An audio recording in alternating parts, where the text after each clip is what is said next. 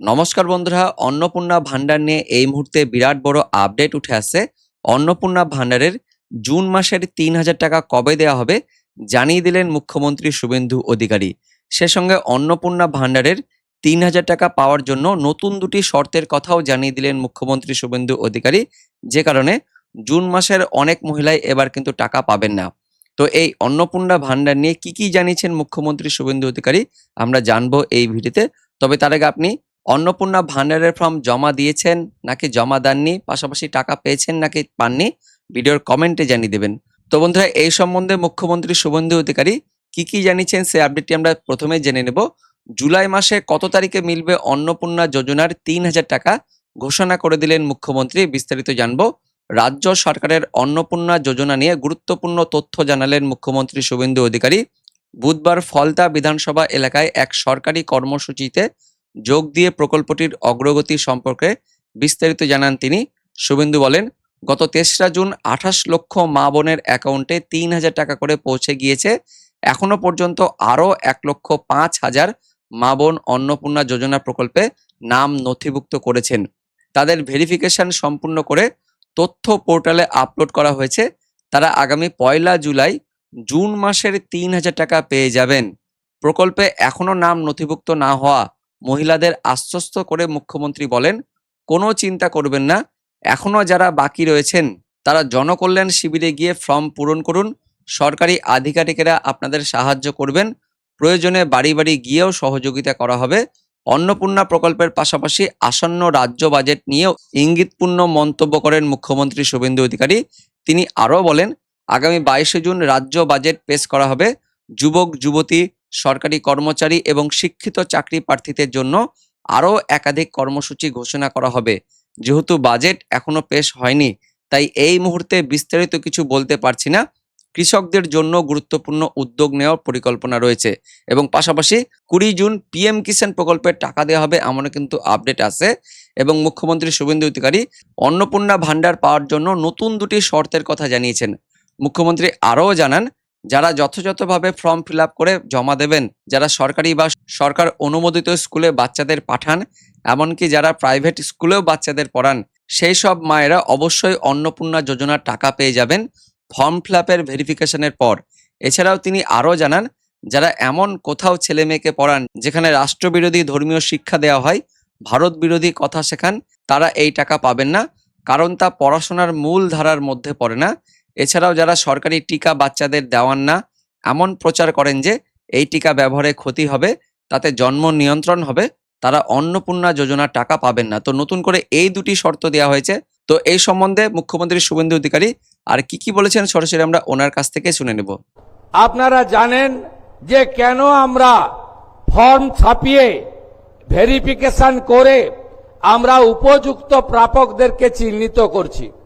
কারণ বিগত সরকারের যে লক্ষ্মী ভান্ডার প্রকল্প, এই প্রকল্পে ব্যাপক দুর্নীতি হয়েছে। মুর্শিদাবাদ জেলার জঙ্গিপুর ব্লকে সেখানে প্রায় ৪-৪.৫ হাজার পুরুষরা লক্ষ্মীর ভান্ডারের টাকা তুলে নিয়ে চলে গেছে।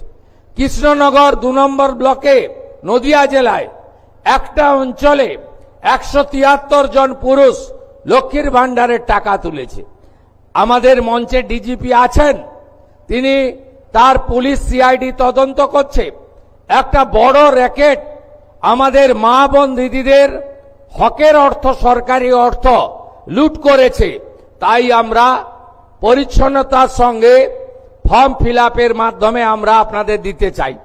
আমরা দিতে চাই তাদের যারা সরকার বা সরকার পোষিত বা প্রাইভেট স্কুল যেখানে সরকার অনুমোদিত, সেই স্কুলে আপনাদের বাচ্চাদেরকে পড়াশোনা আপনারা করান। সেক্ষেত্রে বেসরকারি প্রাইভেট স্কুলেও আমরা দেব যারা কেন্দ্রীয় বা রাজ্য বোর্ডের অনুমোদন পেয়েছে। কিন্তু আমরা এমন কোন জায়গায় দেব না যেখানে ধর্মীয় শিক্ষা দেওয়া হয়, যেখানে ভারত বিরোধী কথা শেখানো হয়। সেখানে যারা পড়াশোনা করেন তাদের পড়াশোনাটা আমাদের মূল স্ট্রিম এডুকেশন, মূল ধারার শিক্ষার মধ্যে পড়ে না, আমরা তাদেরকে দেব না।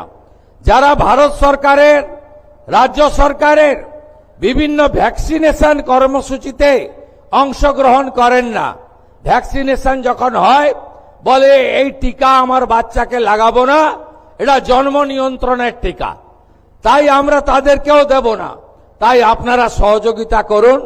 ইতিমধ্যে জুন মাসে 3 তারিখে 28 লক্ষ মা বোন দিদির অ্যাকাউন্টে 3000 টাকা করে ঢুকে গেছে।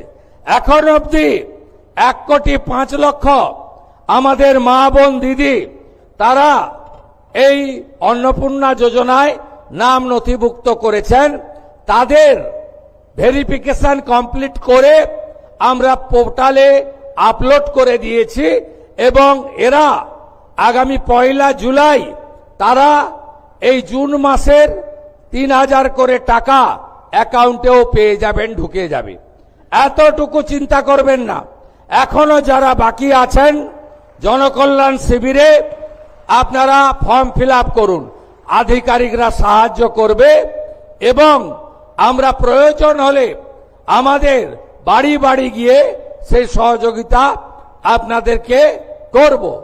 এর বাইরেও আগামী 22 তারিখে রাজ্য বাজেট আছে, সেখানে যুবকদের জন্য, সরকারি কর্মচারীদের জন্য, আমাদের শিক্ষিত চাকরি প্রার্থীদের জন্য আমাদের আরো অনেক কর্মসূচি আপনারা দেখতে পাবেন।